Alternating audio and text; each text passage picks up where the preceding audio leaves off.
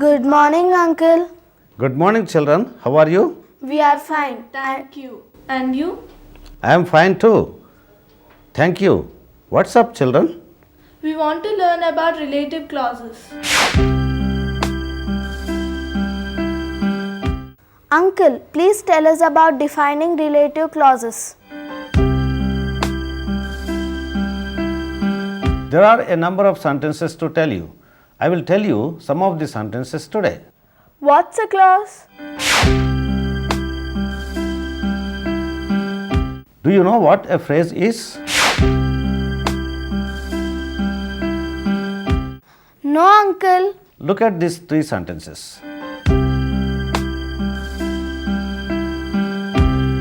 Say the first sentence. Gopi expects a gift. Gopi expects a gift. Good. Now say the second sentence. Gopi expects to get a gift. Gopi expects to get a gift. Good. Now say the last sentence. Gopi expects that he will get a gift. Gopi expects that he will get a gift. Right. Look at these sentences. In the first sentence, gift is a word.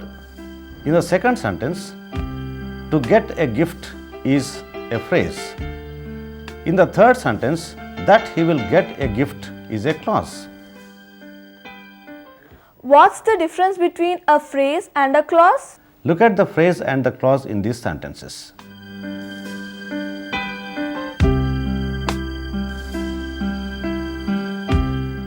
A phrase does not have its own subject and predicate. Here, to get a gift is a phrase. The clause contains a subject and a verb. What are the subject and the verb in this clause? He is the subject. And will get is the verb. Very good.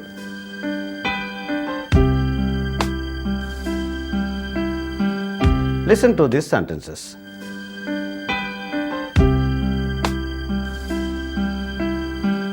They went to Agra to see the Taj Mahal. They went to Agra where they saw the Taj Mahal.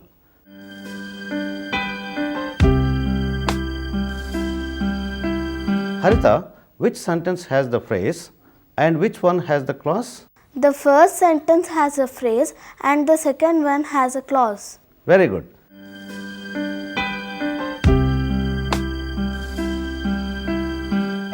Padma, now tell me the phrase. To see the Taj Mahal. Correct. Now read the clause. Where they saw the Taj Mahal. Good. Uncle, what are relative clauses? They tell us about a person or a thing. Listen to these pairs of sentences. Mr. Rao is our class teacher. He teaches English. We can combine these sentences using a relative clause. Mr. Rao is our class teacher who teaches English.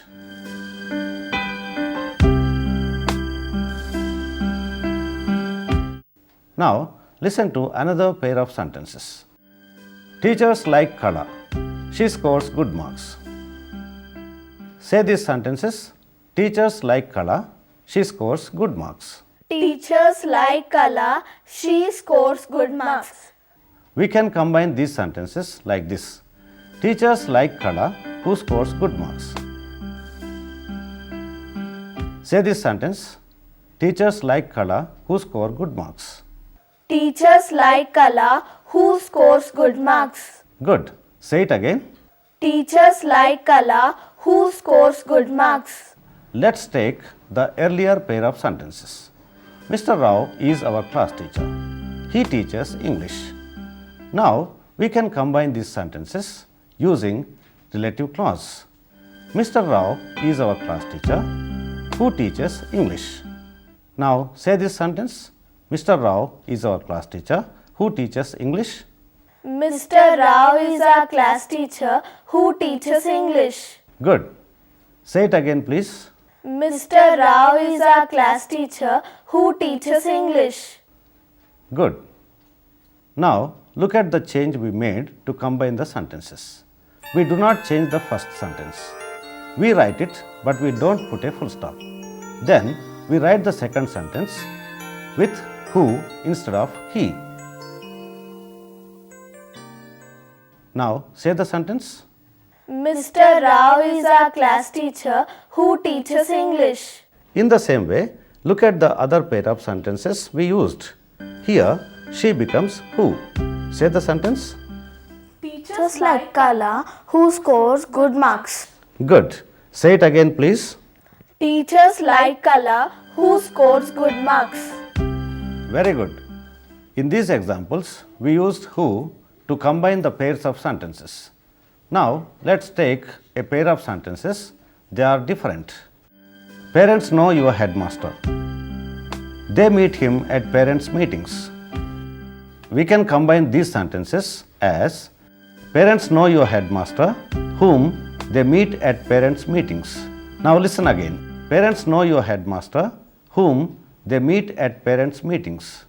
Now, let's take one more pair of sentences. We know about Gandhiji.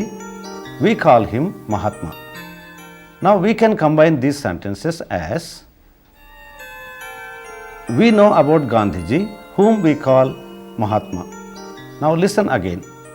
We know about Gandhiji, whom we call Mahatma. Now say the sentence once again. We know about Gandhiji, whom we call Mahatma. We know about Gandhiji, whom we call Mahatma. Good. Say it again. We know about Gandhiji, whom we call Mahatma. Good.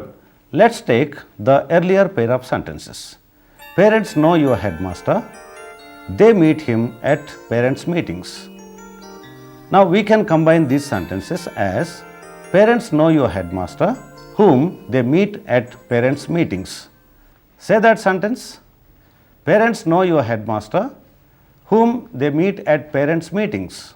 Parents know our headmaster, whom they meet at parents' meetings. Very good. Say it once again, please.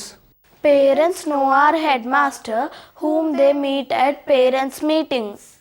Right. Let's see the change we make while combining the sentences here. We do not change the first sentence. We write it without the full stop. Then we write whom and write the second sentence, dropping the word for the headmaster. What is that word in the second sentence? Him. You are right. Now, let's take the other pair of sentences. We know about Gandhiji. We call him Mahatma. Look at the changes we make in combining these two sentences.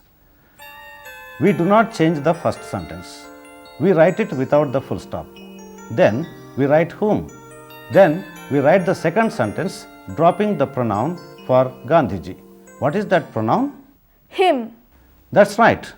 Uncle అయితే మొదటి రకం వాక్యాల్ని కలిపినప్పుడు who ఉపయోగించాం, రెండో రకం వాక్యాల్ని కలిపినప్పుడు whom ఉపయోగించాం. దీన్ని కొంచెం వివరించండి. మంచి ప్రశ్న వేశావు పద్మ. ఇప్పుడు మొదటి రకం వాక్యాల్ని చూద్దాం. వీటిలో మొదటి వాక్యంలోని క్లాస్ టీచర్, రెండవ వాక్యం యొక్క కర్త అంటే హీ ఇద్దరూ ఒకరే. కాబట్టి మొదటి వాక్యాన్ని రెండో వాక్యంతో కలిపేటప్పుడు హీ బదులుగా హూ రాశాము. ఇంకా రెండో రకం వాక్యాల్ని చూద్దాం. మొదటి వాక్యంలోని కర్మ అంటే గాంధీజీ, రెండో వాక్యంలో హిమ్ అనే కర్మగా ఉంది. కాబట్టి రెండో వాక్యాన్ని మొదటి వాక్యంతో కలిపేటప్పుడు హిమ్ బదులుగా హూమ్ అని వాడాము. అయితే ఈ క్లాజెస్ని డిఫైనింగ్ రిలేటివ్ క్లాజెస్ అని ఎందుకు అంటారు? డిఫైనింగ్ అంటే నిర్వచించే లేదా వివరించే అని అర్థం. ఒక వాక్యంలోని కర్తను గురించి కానీ కర్మను గురించి కానీ వివరణ ఇచ్చే భాగాన్ని డిఫైనింగ్ రిలేటివ్ క్లాజ్ అని అంటాం. Okay, now let's see the 4 sentences. Mr. Rao is our class teacher who teaches English. Teachers like Kala who scores good marks. Parents know your headmaster whom they meet at parents' meetings. We know about Gandhiji whom we call Mahatma.